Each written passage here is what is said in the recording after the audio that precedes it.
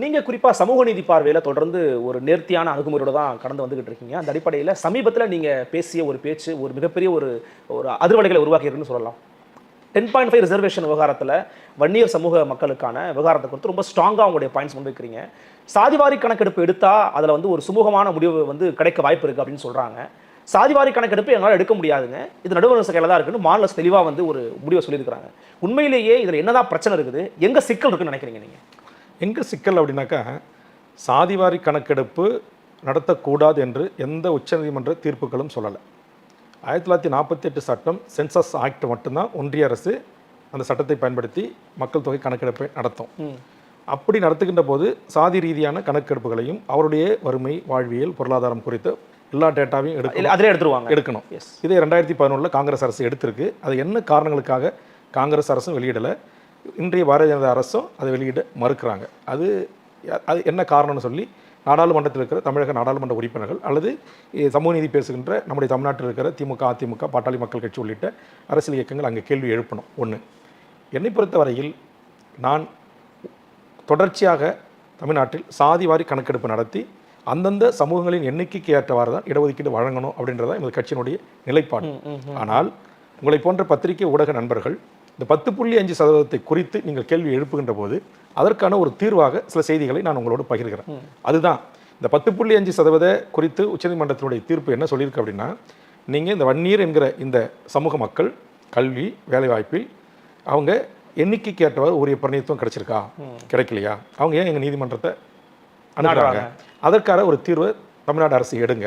அப்படி எடுக்கும்போது நீங்கள் டேட்டாஸ் சரியான புள்ளி விவரங்களை சேகரித்து அந்த தரவுகளோடு இவர்கள் கேட்பதில் உரிமை இருக்கிறது அல்லது உரிமை இல்லை, இவர்கள் தற்போது அதிகமாக அனுபவித்து வருகிறார்கள் அல்லது அனுபவித்து வரவில்லை அப்படின்ற தரவுகளை கேட்டுதான் உச்சநீதிமன்றம் இந்த வழக்கை முடித்து வைத்திருக்கிறது. அதாவது சாதிவாரி கணக்கு எடுக்கணும்னு சொல்லலை, எடுக்கக்கூடாதுன்னு சொல்லலை. டேட்டா இல்லைன்னு இருக்காங்க. டேட்டாஸ், அந்த டேட்டாஸ் என்பதை புள்ளி விவரங்கள் தான்.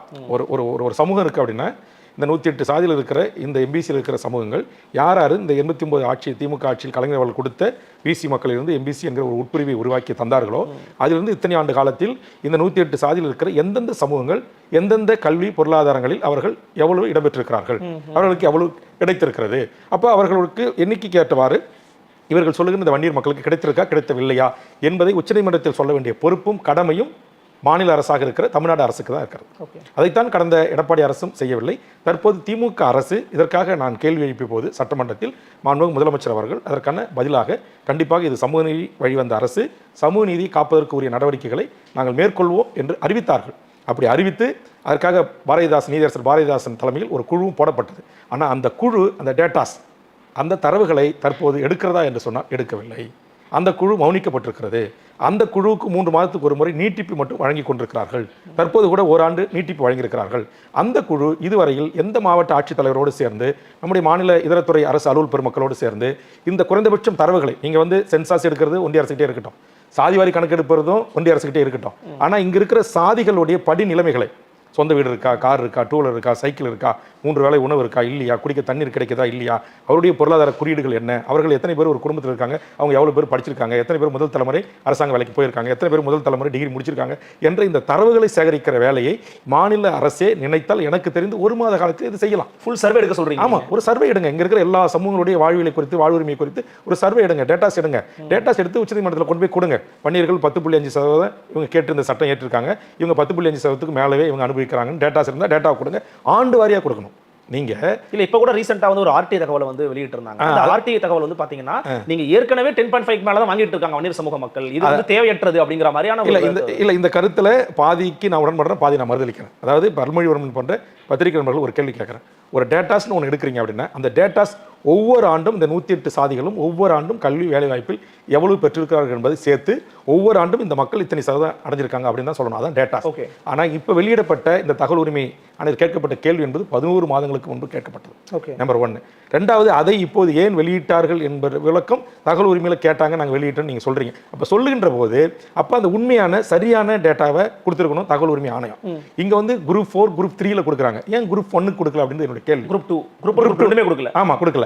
2வது, அதுலேயும் அப்படி கொடுக்கின்ற போதே வன்னியர்கள் தமிழ்நாட்டில் பெரும்பான்மை இடங்களை கைப்பற்றிக் கொள்கிறார்கள் என்று இதர 108 சதவீத மக்களிடத்தில் ஒரு போட்டி போராமை ஒரு எண்ணத்தை உருவாக்குவது போல் அவர்கள் இப்போ ஓசி இருக்கு பாருங்க, ஆமா, ஓப்பன் காம்படிஷன் சொல்றாங்கல்ல, அந்த பொது பிரிவில் இருக்கிற 31% யாராவது ஒரு வன்னியர் சமுதாயத்தைச் சேர்ந்த கொஞ்சம் படித்த குடும்பத்தைச் சேர்ந்த பிள்ளைகளை அவர்கள் கோச்சிங் சென்டருக்கு அனுப்பி சென்னை, திருச்சி, கோயம்புத்தூர், மதுரை போன்ற மாநகரங்களை தங்கி படிக்க வச்சு பொது பிரிவில் அவங்க இடம்பெற்றாங்கல்ல, அந்த பொது பிரிவில் இடம்பெற்று பணியில் இருக்காங்கல்ல, அதையும் கொண்டு வந்து பட்டியலில் சேர்க்குறாங்க. நம்பர் 1.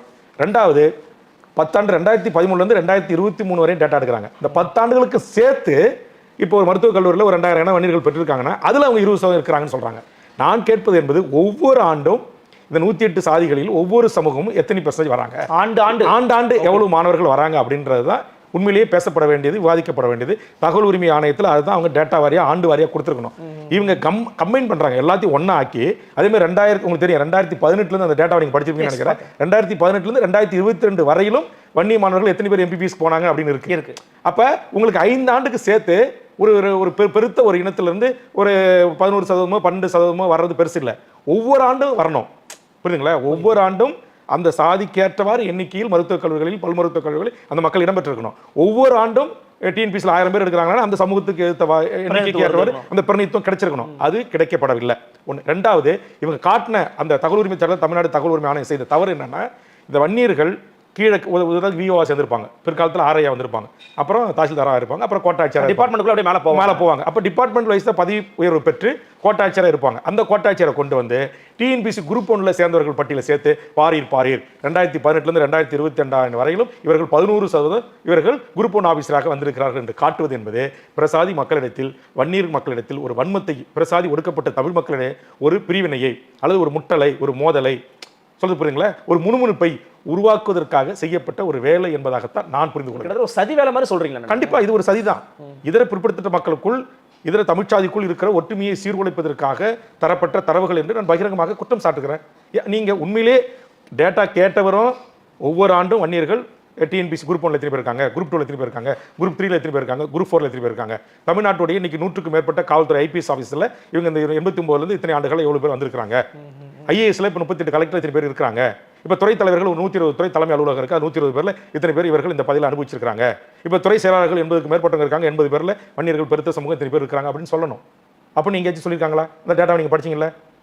அப்ப இல்ல. அப்ப இங்கதான் சூட்சம் அடங்கியிருக்கு அப்படின்னு நான் குற்றம் சொல்றேன். நான் சொல்வது, சாதிவாரி கணக்கெடுப்பு நடத்தி அல்லது அனைத்து சாதிகளுடைய டேட்டா தரவுகளை எடுத்து அவரவர்கள் எண்ணிக்கைக்கு ஏற்றவாறு கல்வி வேலைவாய்ப்பு உரிமை வழங்கப்பட வேண்டும் என்பதுதான் தமிழக வாழ்வுரிமை கட்சியினுடைய நிலைப்பாடு. இதை நோக்கித்தான் நான் பயணிக்கிறேன், இதை நோக்கித்தான் என்னுடைய போராட்டங்களை நான் முன்னெடுக்கிறேன். ஆனால் 10.5 தலித் அருந்திற்கு கொடுத்தது போர் கலைஞர், இஸ்லாமியருக்கு தந்தது போர் கலைஞர், அதில் யாருமே கேள்வி இல்லை, அதில் எதுவும் பிரச்சனைகள் இல்லை. அதுக்கும் இப்போ கோர்ட்டுக்கு போகும்போது இப்போ இன்னைக்கு உச்சநீதிமன்றமே உள்ஒதுக்கீடு தரலாம், அதில் எந்த தவறும் இல்லை, மாநில அரசுக்கு அதற்கான அதிகாரம் இருக்குன்னு அப்படின்னு தீர்ப்பாங்க வழங்கிட்டாங்க. அப்படி இருக்கின்ற போது எம்பிசி மக்களில் இருக்கிற தனக்கான உரிமைகள் கிடைக்கவில்லை. இப்போ உதாரணத்துக்கு உங்களுக்கு தெரியும், கடந்த வாரம் முதலமைச்சர் அவர்கள் 90 அதிகாரிகள் குரூப் 1 ஆஃபீஸர்ஸ் நியமன ஆணை கொடுத்தாரு. இந்த 90 பேரில் எத்தனை பேர் வன்னியர்கள்? அந்த டேட்டாஸ் தமிழ்நாடு அரசு சொல்லுங்க. இப்போ நான் கேட்குறேன், தமிழ்நாட்டில் 38 டிஸ்ட்ரிக்ட் எஸ்பி எத்தனை பேர் வன்னியர்கள்? 38 பேர் மாவட்ட ஆட்சித்தலைவர் எத்தனை பேர் வன்னியர்கள்? சரி, வன்னியர்களை விடுங்க, என் தமிழ்ச்சாதியை சேர்ந்த இந்த எம்பிசியில் வரக்கூடிய இப்போ வண்ணார் சமூகமோ, முடித்திருத்தவர் சமூகமோ, கொயவர் சமூகமோ, பானைசேர சமூகமோ அல்லது இதர பிசி சமூகத்தில் இருக்கிற ஏத தமிழ்ச்சாதிகளோ பெரும்பான்மையான அரசு பதவிகளில் இன்னைக்கு இல்லை. ஆக இங்கே யூபிஎஸ்சியின் ஊடாக தேர்வு செய்யப்படுகின்ற ஐஏஎஸ் ஐபிஎஸ் அதிகாரிகள் தான் இந்த நாட்டுடைய டிஜிபியாக, ஏடிஜிபியாக, உளவுத்துறையாக, சிறைத்துறையாக தலைவராக, தீயணைப்புத்துறை தலைவராக, விஜிலன்ஸ் டிஜிபியாக, சிபிசிஐடி டிஜிபியாக, சென்னை கமிஷனராக, இன்றைக்கு புறநகர ஏனைய மாநகரத்துடைய கமிஷனர்களாக 80% தமிழர்கள் அல்லாத வடநாட்டவர்கள் இந்த பதவிக்கு நியமனம் செய்யப்படுகிறார்கள்.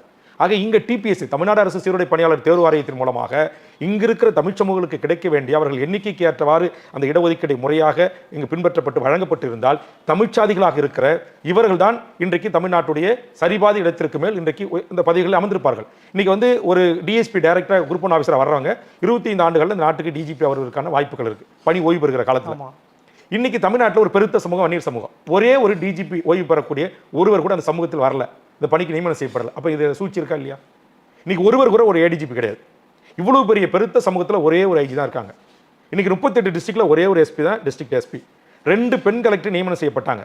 இங்கிருந்து மலையாளிகளாக இருக்கிறவர்கள் மாவட்ட ஆட்சித்தலைவராக 3 வருஷம் நீடிக்கலாம், 3.5 வருஷம் நீடிக்கலாம் இந்த தமிழ்நாட்டில். ஆனால் தமிழ்ச்சாதிகளை சேர்ந்த ஒரு ஒடுக்கப்பட்ட பிற்படுத்தப்பட்ட மிக பிற்படுத்தப்பட்ட விவசாய குடியிலிருந்து வந்து முதல் படித்து பட்டதாரியாகி குரூப் 1 ஆஃபீஸர் மூலமாக கலெக்டராக தேர்வு செய்யப்பட்ட 2 பெண் மாவட்ட ஆட்சித்தலைவர்களை 9 மாதத்துல 8 மாதத்துல நீங்கள் பணியிடமாக்கி தூக்கி போய் டம்மி பதவிக்கு போடுறீங்க. அந்த இடங்களில் நீங்கள் வந்து இன்னைக்கு தமிழ்நாட்டில் ஒரே மாநிலத்தை சேர்ந்த மலையாளிகள் 15க்கும் மேற்பட்ட டிஸ்ட்ரிக்ட் கலெக்டராக ஒரு கட்டத்தில் இங்கே தமிழ்நாட்டில் பணி செஞ்சாங்க. இல்லை நீங்கள் சொல்றது புரிஞ்சுக்கிறேன். நீங்கள் கூட ஒரு முறை நம்ம தமிழக வாழ்வுரிமை கட்சி மட்டும்தான் ஒரு முறை பேசும்போது தமிழ்நாட்டுடைய டாப் பொசிஷன்ல யாருமே தமிழர்கள் இல்லை நீங்க குறிப்பிட்டு சொன்னீங்க. ஆமா, நான் பேரோட பட்டியலோட பேசுறேன். என்னன்னா மற்ற மாநிலங்கள்லயும் தமிழர்கள் போய் இருக்காங்கல்ல, தமிழர்கள் ஒண்ணே ஒன்று அருள்மொழிவர்மா என்கிட்ட உங்களுக்கு ரொம்ப நான் கையெடுத்து கும்பிடுறேன். கேரளாவில் எத்தனை பேர் டிஸ்ட்ரிக்ட் கலெக்டராக தமிழர்கள் இருக்கிறாங்க, எத்தனை பேர் தலைமைச் செயலாளராக, உள்துறை செயலாளராக, வருவாய் செக்ரட்டரியா, வருவாய் ஆணையரா, சட்ட ஒழுங்கு டிஜிபியா, உளவுத்துறை தலைவராக, சீருடை பணியாளர் துறை தேர்வு தலைவராக, சிபிசிஐடி தலைவராக, இப்படி உயர்ந்த பதவிகள் அத்தனையும் கேரளாவோ, ஆந்திராவோ, கர்நாடகாவோ, உத்தரப்பிரதேசோ, மகாராஷ்டிராவோ, ராஜஸ்தானோ, குஜராத்தோ அள்ளி கொடுத்துருக்காங்களா? ஒரே ஒரு இறையன்பனுடைய சகோதரர் குஜராத்தில் ஒரு ஐஏஎஸ் அதிகாரி, எங்கேயோ ஒரே ஒரு பாலகிருஷ்ணன் ஒரிசாவில் ஒரு ஐஏஎஸ் அதிகாரி, இப்படி தானே நியமிக்கப்படுறாங்க.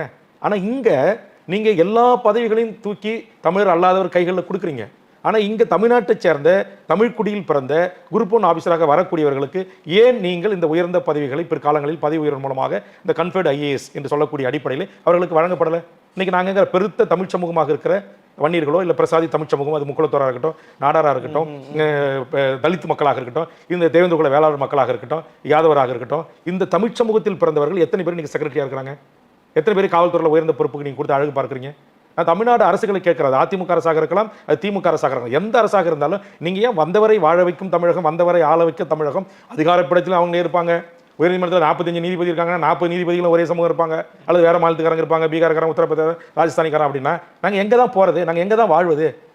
நாங்கள் முதல் தலைமுறையாக ஒரு டிஎன்பிசி ஆஃபீஸில் வரும் பதவி ப்ரமோஷனில் நான் ஒரு கலெக்டர் ஒரு 5 வருஷம் இல்லை ஒரு 3 வருஷம் ஒரு டிஸ்ட்ரிக்ட் ஆளுமை செலுத்தல, உங்களுக்கு என்ன சிக்கல் இருக்குது? ஏன் தமிழர்கள் என்றால் வேப்பங்காயா கசக்குது? அப்படின்னா இங்கே இதை தீர்மானிக்கக்கூடிய இடத்தில் தமிழர் அல்லாதவர்களும் அல்லது இந்த சமூக நீதியை அல்லது இந்த சமூக நீதியை கொள்கைக்கு நேர் எதிரான சித்தாந்த கருத்தில் உள்ளவர்களும் அதிகாரப்படத்தில் கோல் வச்சுக்கிறார்கள். அவர்கள் இங்கே இருக்கிற தமிழ்ச்சாதிக்குள் இப்படி ஒரு முரணை உருவாக்குகிறார்கள் என்பதாகத்தான் நான் குற்றச்சாட்டை முன்வைக்கிறேன். நீங்கள் வந்து ஒரு இன்னைக்கு சென்னை எவ்வளோ பெரிய ஒரு மாநகரம், இப்போ இந்த மாநகரத்துக்கு உங்களுக்கு இதுக்கு முன்னாடி தொடர்ச்சியாக நீங்கள் ஒரு 5 கமிஷன் பேர் எடுங்க, ஒருவர் கூட தமிழ் இல்லை. இப்போ இன்னைக்கு தான் ஒரு விளிம்பு நிலை தமிழ் சமூகத்தை சேர்ந்த ஒருத்தர் வந்து இன்னைக்கு கமிஷனாக போட்டிருக்காங்க. இன்றைக்கும் டிஜிபி தமிழ் இல்லை. நான் சொல்கிறேன், நீங்கள் யூபிஎஸ் கேடர்ஸில் அவங்களுக்கு ஐஏஎஸ் ஐபிஎஸ் ஆஃபீஸருக்கு பதவி கொடுக்கணும், மாற்று கருத்து இல்லை. ஏன்னா ஆல் இந்தியாவில் அது அந்த கோட்டாவுக்கு பிரகாரம் நம்ம தமிழ்நாடு அரசு கொடுத்தாகணும். அப்போ நீங்கள் எல்லா உயர்ந்த பதவிகளும் கொடுக்குறீங்க. எங்களோட கேள்வி அதான். அதில் மாநில உரிமை விட்டு தமிழ்நாட்டில் எத்தனையோ நீதி அரசர்கள், உயர்நீதிமன்றத்தோட நீதி அரசர்கள் வந்து ஓய்வு பெற்றவர்கள், நேர்மையான ஜஸ்டிஸ் கிருபாகரன் போன்ற, ஜனார்த்தன பேசர், தனியாச்சலம் போன்ற, அல்லது பிற சமூகத்திலையும் எத்தனையோ நீதி அரசர்கள்லாம் இங்கே இருக்கிறாங்க. ஆமாம், கற்பக விநாயகம் போன்ற, பாஸ்கரன் போன்றவர்கள், ஹரிபிரதான் போன்றவர்கள், சந்துரு போன்றவர்கள், ஏன் இவர்களை ஒரு டிஎன்பிசியினுடைய சேர்பர்சன் தலைவராக நியமிக்க கூடாதா? நீங்க சொல்லுங்க. நீங்க நான் கேட்குறேன், ஒவ்வொரு தேசிய இனங்களும் தத்தமது மொழிவழி மாநிலங்கள் பிரிக்கப்பட்ட பிறகு, இன்னைக்கு உதாரணத்துக்கு ஆந்திராவில் தெலுங்கானா ஆந்திரா பிரிக்கப்பட்ட பிறகு தெலுங்கானா எல்லைக்குள் வருவன் ஆந்திராவில் வேலை செய்ய முடியாது அரசு பணியில். புரியுதுங்களா? ஆந்திராவில் வேலை செய்கிறோம், தெலுங்கானாவில் வேலை செய்ய முடியாது. ஒரே தேசிய இன மக்கள், ஒரே தாய்மொழியை கொண்டவர்கள், ஒரே பண்பாட்டு விடயங்களை கொண்டாடக்கூடிய ஒரு மக்கள், அந்த எல்லை பிரித்த பிறகு, அங்கு தெலுங்கானா என்கிற மாநிலம் பிரிக்கப்பட்ட பிறகு தெலுங்கானா எல்லைக்குள் இருக்கக்கூடிய எந்த ஒரு அரசு ஊழியரும் ஆந்திரா அரசுக்குள் உங்களுக்கு வேலையில் நீங்கள் உங்கள் மாநிலத்தில் போய் வேலை செய்யுங்க அப்படின்னு சொல்லி அவங்க பிரித்து அப்படி அனுப்புகிறாங்க. ஆனால் இங்கே சென்னை ராஜஸ்தானியாக இருந்தது என்பதற்காகவே இன்றைக்கு இந்த மண்ணில் இருக்கக்கூடிய, இன்றைக்கு கேரளா, கர்நாடகா, ஆந்திரா, இன்னும் மாநிலங்களைச் சேர்ந்தவர்கள், இன்னைக்கு யூபிஎஸ்சியின் ஊடாக வெளி மாநிலத்தைச் சேர்ந்தவர்கள் என்று எல்லா பதவிகளும் தமிழ் அல்லாதவர்களே இன்றைக்கு கோல் வச்சுவது என்பதும், அப்போ இங்கே இருக்கிற தமிழ் தேசிய இனத்திற்கு ஒரு ஆற்றாமை வருகிறது அல்லவா, ஒரு கோபம் வருகிறது அல்லவா? அந்த கோபத்தின் அடிப்படையில் எங்களுக்கு உரிய இடஒதுக்கீடு கிடைக்கவில்லை, எங்களுக்கு உரிய பிரதிநிதித்துவம் கிடைக்கவில்லை அப்படின்னு கேட்டா உடனே இங்க இருக்கிற தமிழ்ச்சாதிக்குள்ள மோதலை உருவாக்குறது. அதுக்கு அணுகுறாங்க. இந்த மண்ணு ஒதுக்கீடு கேட்கிறவங்க எல்லாம் ஒரு சாதி மன்னனோட அணுகுறாங்க அப்படின்ற விமர்சனத்தையே சாதி நாங்க தான் பாட்டாளி மக்கள் கட்சியும் சரி, நானும் சரி, எல்லாருமே டாக்டர் ராமதாஸ் 80ல இருந்து அவருடைய கோரிக்கை என்ன, பிரத்யேகமான கோரிக்கை என்ன சொல்லுங்க? சாதிவாரி கணக்கெடுப்பு நடத்தி அனைத்து சாதிகளுக்கும் அவர்கள் எண்ணிக்கை கேட்டவர் இடஒதுக்கீடு கொடுங்க அப்படின்றது அவருடைய அப்படிங்கிறதா வேல்முருகனுடைய கோரிக்கையும் அதுதான். அது இல்லாத போது இது கூட இந்த 10.5% எப்படி வந்து உங்களுக்கு தெரியும்? வன்னியர்கள் நாங்கள் பெரும்பான்மையாக வாழ்றோம், எங்களுக்கு உரிய பிரதிநிதித்துவம் கிடைக்கவில்லை என்று CN ராமமூர்த்தி ஒரு வழக்கை சென்னை உயர்நீதிமன்றத்தில் தொடுத்தார். அப்போ தலைமை நீதியரசர் இருந்த கவுல் அவர்களும் தர்மாராவ் அவர்களும் ஒரு உத்தரவை தமிழ்நாடு அரசுக்கு போடுறாங்க. இந்த மாதிரி பெரும்பான்மை சமூகம் தங்களுக்கான உரிமையை கேட்டு தொடர்ச்சியாக நீதிமன்றத்தின் கதவை தட்டிக்கிட்டே வராங்க. தமிழ்நாடு அரசு இதில் உடனடியாக எங்களுக்கு பதில் அளிக்கணும் அப்படின்னு உங்கள் ஆட்சி மீது நாங்கள் நடவடிக்கை எடுப்போம்னு சொல்லி ஓப்பன் கோர்ட்டில் ஒரு கமெண்ட்ஸ் பாஸ் பண்ணுறாரு. அதற்கு பயந்து அப்போது இருந்த அரசு அதற்கான நடவடிக்கை மேற்கொண்டாங்க. அது ஜெயலலிதா அரசு அதுக்கான நடவடிக்கை தொடங்கினாங்க. அப்புறம் வந்து எடப்பாடி அதை வந்து தேர்தலுக்காகவோ கூட்டணிக்காகவோ கடைசி ஆட்சி பறிபோகின்ற 1/2 மணி நேரத்திற்கு முன்பாக 1 அவர் 10.5 ஒரு வட்டத்துக்குள்ள வராரு, வந்து அதை நிறைவேற்றாரு. அது மதுரை உயர்நீதிமன்றத்தில் வழக்கு போட்டு தடுத்தது யாரு? இதே 108 சாதிகளுக்கும் சேர்த்து 21 உயிர்களை பலி கொடுத்து 21 எங்கள் தாய்மார்களின் தாலிகள் அறுக்கப்பட்டு 1.5 லட்சம் வன்னிய இளைஞர்கள் பொதுமக்கள் வழக்கை சந்தித்து பெற்றுத்தந்த இடஒதுக்கீட்டில் 108 சாதிகளுக்கும் சேர்த்து தன்னுடைய சாதிக்கும் சேர்த்து இடஒதுக்கீட்டை அறிவித்த கலைஞர் அவர்களை தமிழக வாழ்வுரிமை கட்சியும் அன்றைய பாட்டாளி மக்கள் கட்சியும் வரவேற்றதா இல்லையா? மருத்துவர் ராமதாஸ் ஐயா விழுப்புரத்தில் ஒரு தனி மாநாடு நடத்தி ஒரு தனி சேரை போட்டு மஞ்சள் சால்வை போட்டு பாராட்டினாரா இல்லையா? அன்றைக்கெல்லாம் இதர பிற்படுத்தப்பட்ட பட்டியலில் சேர்க்கப்பட்ட பிரசாதி தமிழர்களும் அதை ஏற்றுக்கொண்டு அந்த இடஒதுக்கீட்டு பலனை தமிழ்நாடு முழுவதும் இன்றளவும் அனுபவித்து உயர் பதவிகளுக்கு வந்திருக்கிறார்களா இல்லையா? ஆக ஒரு போராடாத மக்களுக்கும் சேர்த்து உரிமைகளை இந்த மண்ணில் பெற்றுக் கொடுத்தது ஒரு சமூகம். ஆக அந்த சமூகம் தனக்குரிய பிரதிநிதித்துவம் கிடைக்கவில்லை என்று கேட்டதன் அடிப்படையில் நீதிமன்றத்தின் உத்தரவுக்கிணங்க உருவாக்கப்பட்டதுதான் இந்த உள்ஒதுக்கீடு என்கிற 10.5% தவிர. அப்போ இதை புரிஞ்சுக்கணும். பாட்டாளி மக்கள் கட்சியுடைய கொள்கை, வன்னியர் சங்கத்துடைய தாரக மந்திரமே என்ன? மத்தியில் 2%, மாநிலத்தில் 20% இடஒதுக்கீடு. அது இன்னும் அந்த கோரிக்கையாக தான் இருக்கு, அது தரப்படவில்லை. அதனால தான் கலைஞர் எல்லா சாதிக்கும் சேர்த்து கொடுத்தாரு. அதை ஏற்றுக்கிட்டு போனால நாங்கள் பொறுமையாக இருந்தோம். ஆனால் இன்னைக்கு நான் கேட்ட மாதிரி இந்த 90 பேரில் இந்த எம்பிசி மக்கள் இருக்கிற பெருத்த தனித்த இனமாக இருக்கிற வன்னியர் மக்களுக்கு எத்தனை பேர்? வெறும் 4 பேர். இல்லை, நீங்கள் அப்போ 4% தான் வருது, 10% கூட வரல. இப்போ 100 பேர் எடுத்திருந்தா 4% தான். புரியுது. அப்போ எண்ணிக்கையில் தொடர்ச்சியாக நான் ஒரு டேட்டாஸ் எடுங்க.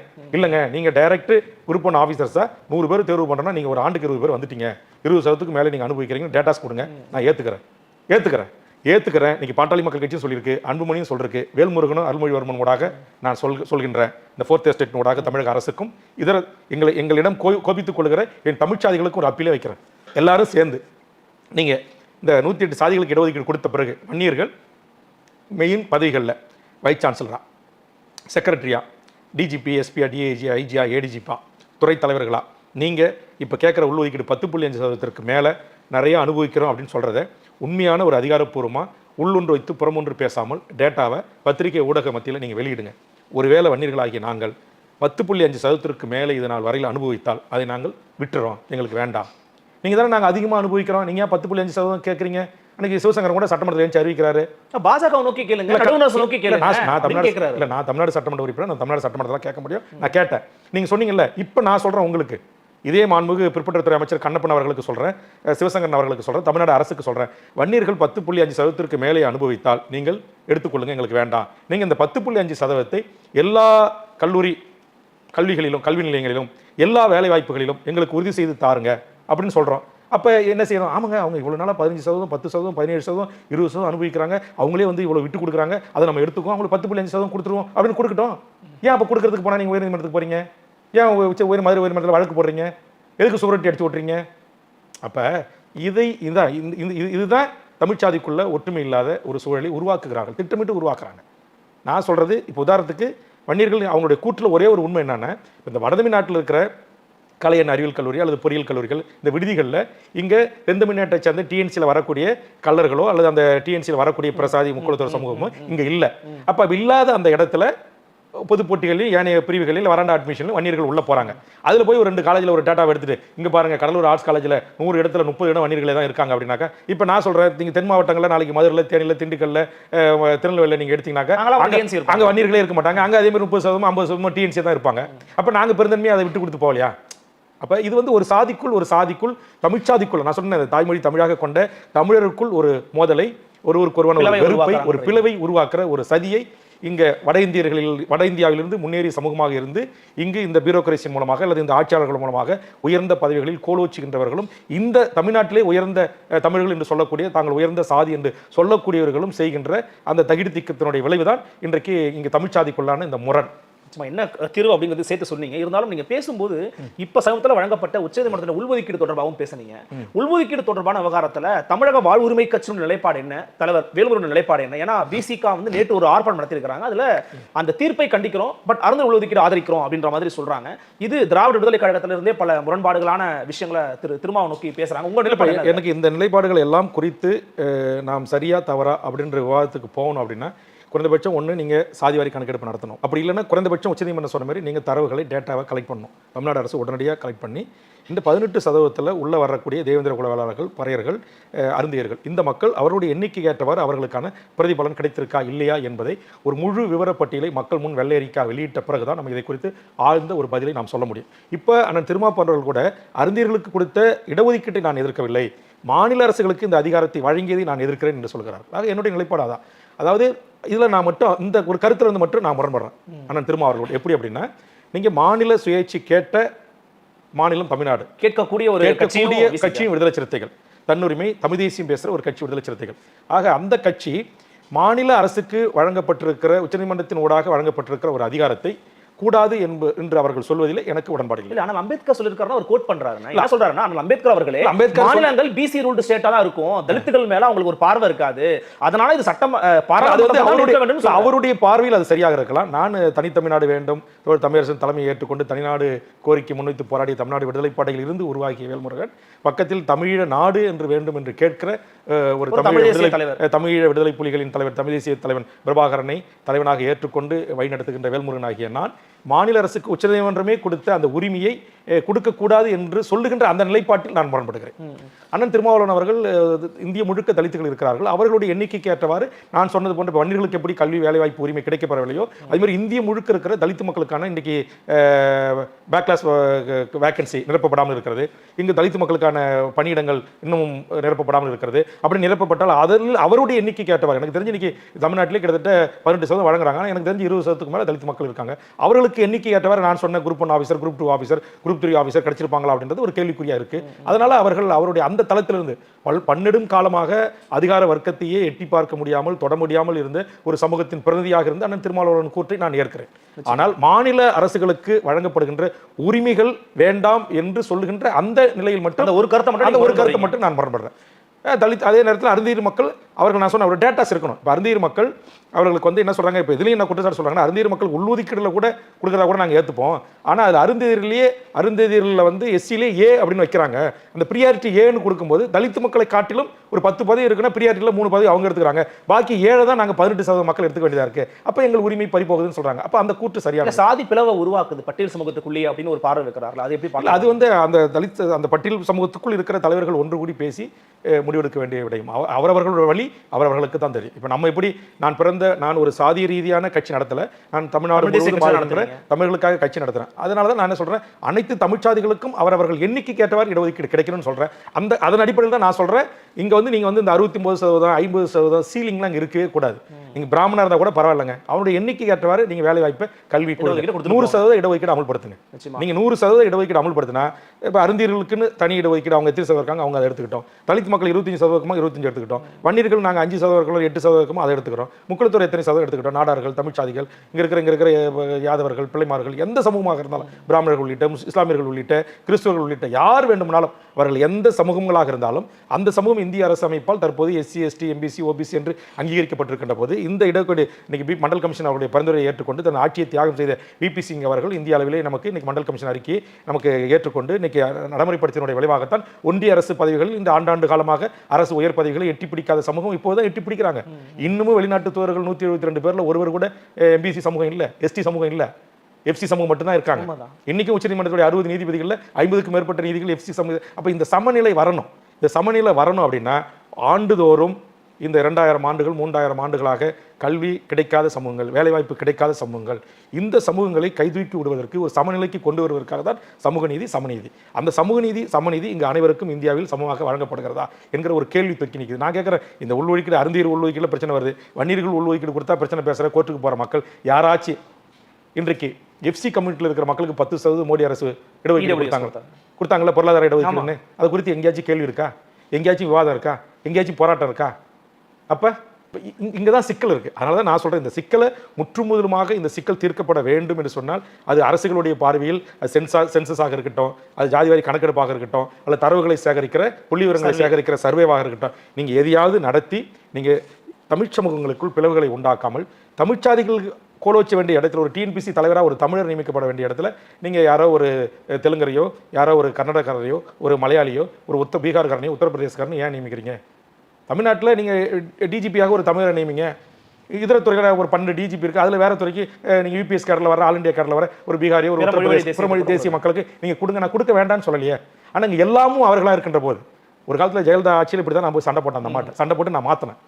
ஒரு காலத்தில் பார்த்தீங்கன்னா ஒரு 30 டிஸ்ட்ரிக்ட் கலெக்டர்னாக்கா 30 டிஸ்ட்ரிக்ட் எஸ்பினாக்கா ஒரு 20க்கு மேற்பட்டவர்கள் வேற்றுமொழியாளர்கள், தமிழே பேச தெரியல.